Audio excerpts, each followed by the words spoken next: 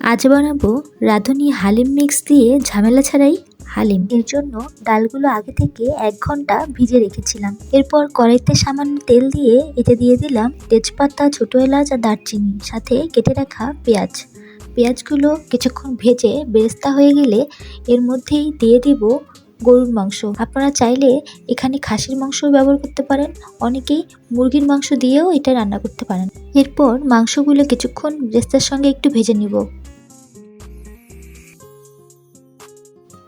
ভাজা হয়ে গেলেই এর মধ্যে দিয়ে দেব আদা বাটা আর রসুন বাটা। আদা বাটা আর রসুন বাটাটা দেওয়ার পরে এটিকে আরও ভালো করে কিছুক্ষণ নাড়তে হবে। এরপর রাঁধুনি মিক্সের সাথে যে মশলার প্যাকেটটা ছিল সেখান থেকে সামান্য একটু মশলা দিয়ে দিলাম। এরপর ভালো করে মিক্স করে সামান্য একটু পানি দিয়ে আবারও কিছুক্ষণ কষাবো, যাতে মাংসটা ভালো করে সিদ্ধ হয়ে যায়।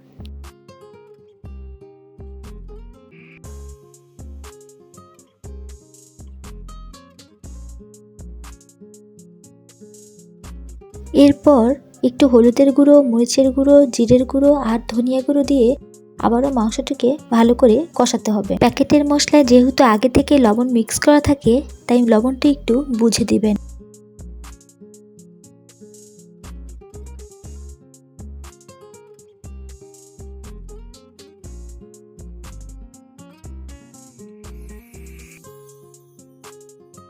এই তো এইভাবে অনেকক্ষণ কষাবো এবং ঢেকে ঢেকে আস্তে আস্তে রান্না করব, যতক্ষণ না পর্যন্ত মাংসটা সিদ্ধ হয়ে আসে। আমার মাংসটা অনেকটা সিদ্ধ হয়ে এসেছে, এই যে তেল ছেড়ে দিয়েছে আর মাংসের কালারটাও চেঞ্জ হয়ে আসছে।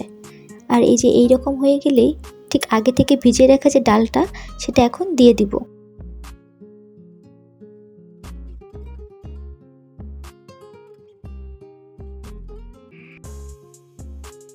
এখন ডাল আর মাংস একসাথে মিক্স করে এটিকে ভালো করে সিদ্ধ হতে দিব।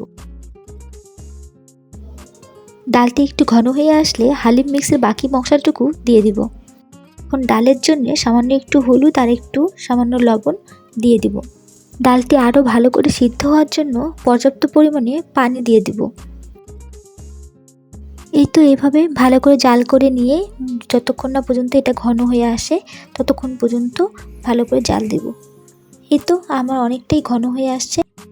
এখন অন্য আরেকটি প্যানে একটু সামান্য শুকনো মরিচ, পেঁয়াজ আর রসুন একটু তেলের মধ্যে হালকা ভেজে লাল করে নিয়ে এটা হালিমের মধ্যে দিয়ে দিব। এই যে বাগারটা দিলাম, এই বাগারটার কারণে হালিমের মধ্যে আলাদা একটা স্বাদ আসবে। আর সাথে দিয়ে দেব বাসায় তৈরি করা গরম মশলা। এই তো হয়ে গেল আমার হালিম। এরপরেই পরিবেশন করুন শসা কুচি, আদা কুচি আর সামান্য একটু মরিচ দিয়ে। এই রমজানে অবশ্যই বানিয়ে খাবেন। ভিডিও আরও পেতে লাইক অ্যান্ড সাবস্ক্রাইব করে পাশে থাকবেন। Thank you.